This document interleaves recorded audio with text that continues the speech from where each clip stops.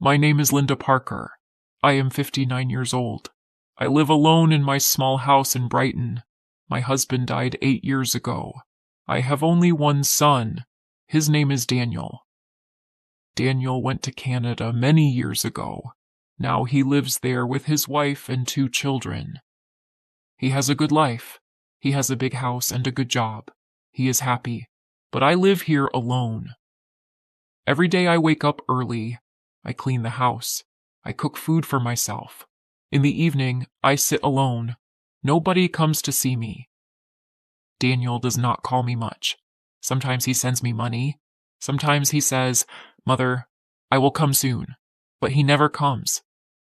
Still, I wait for him. I love him very much. He is my son. I keep his old photos in my room. I look at them every day. One day someone knocked on my door. I opened it. It was Daniel.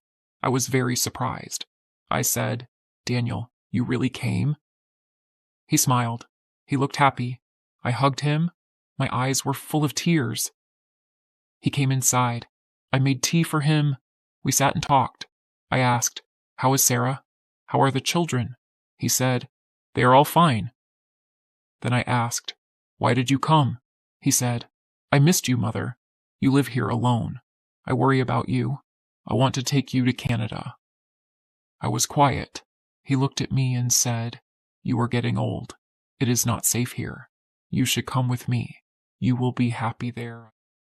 I said slowly, "But this is my home. I was born here. I got married here. Your father lived here. I cannot leave this house." Daniel looked serious. He said, "This house is very old. It is not good for you. In Canada, you will have everything. You will have your own room. You can see the children every day. Sarah also wants you to come." That night I sat alone and thought, what should I do?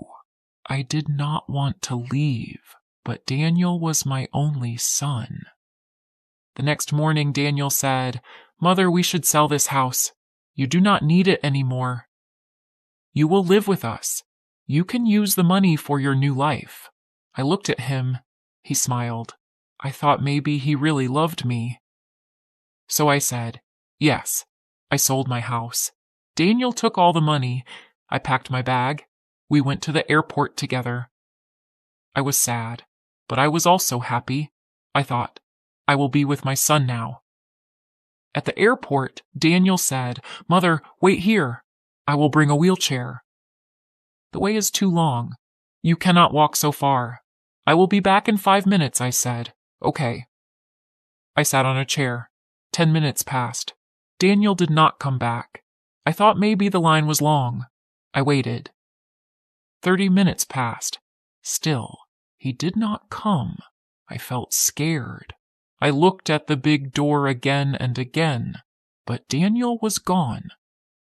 Now it had been 45 minutes. I was still sitting there. I looked at every face, but none was my son. I told myself, Daniel cannot leave me. He is my son. 1 hour passed. My heart began to beat fast. Just then, a police officer saw me. He walked toward me and said, "Ma'am, are you waiting for someone?" I said, "Yes, my son. He is bringing a wheelchair for me. We are going to Canada." The officer asked, "Do you have his photo?" I took out Daniel's picture from my bag. I also showed my ticket. The officer nodded. He said, "Please wait here. I will check inside." I said, "Thank you." I waited again. After a long time, the officer came back. His face was serious. He sat next to me. He said softly, "Ma'am, I am sorry. Your son has boarded the flight. He has gone. The plane has already taken off. He did not take a wheelchair. He went alone." I froze. My heart stopped for a moment. I said very slowly, "No, that is not true. My son Daniel loves me. He said he will take me with him." The officer said, "I saw everything. He gave his passport. He entered a plane alone." Tears came to my eyes. My heart broke. I cried and cried. The officer's eyes also became wet. He said, "Some people forget their hearts. I am sorry, ma'am." I whispered, "My name is Linda Parker." The officer said, "My name is Robert Miller. I am a police officer here. You remind me of my mother. She died 5 years ago. When I look at you, I remember her." Then he said, "Please come with me. You cannot sit here. You will get sick. Come to my house. My wife is kind. She will cook for you," I said, "but I do not want to trouble you." He smiled and said, "It is not trouble. It is love. You are like a blessing to me." Robert called his wife Olivia. He said on the phone, "I found an old woman at the airport. She is all alone. Her son left her. Can she stay with us?" I could hear Olivia's voice. She said, "Yes, please bring her." That night I stayed at Robert's house. Olivia brought me food. She spoke to me like a daughter. I cried in my room. I missed Daniel. I missed my house. But these strangers gave me love.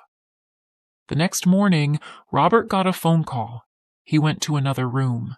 He spoke in a low voice. Later, he came to me. I asked, "Is everything okay?" He smiled and said, "Yes, everything is fine." But I saw pain in his eyes. What I did not know was this. The flight that Daniel took had crashed. There were no survivors. Daniel was gone. But Robert did not tell me. He knew that I still loved my son. Even after what he did, I still prayed for him. I still hoped that one day he would come back.